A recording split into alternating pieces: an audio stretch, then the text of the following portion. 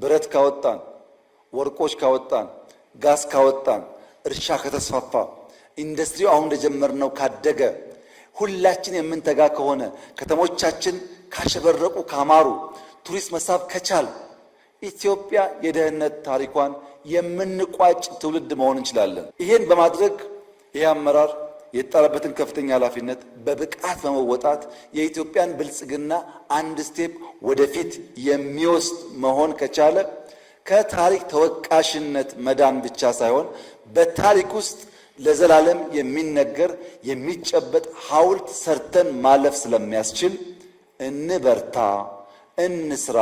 ሐሳብ አለን፣ ፓርቲ አለን፣ ጅማሮ አለን፣ ውጤት አለን፣ የሚደግፍ ህዝብ አለን።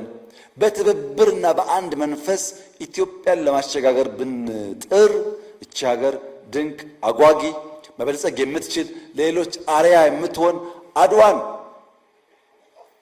ድጋሚ በብልጽግና ማረጋገጥና የአፍሪካ ወንድሞቻችንን ስበን ማውጣት ስለሚያስችል በአድዋ አዳራሽ የተደረገው ይህ ስልጠና ለዚያ ለዳግም አድዋ ምስረታ ፈርቀዳጅና ጡብጣይ እንዲሆን በጋራ መንፈስ በትብብርና በትጋት እንድትሰሩ አደራ ልላችሁ እፈልጋለሁ።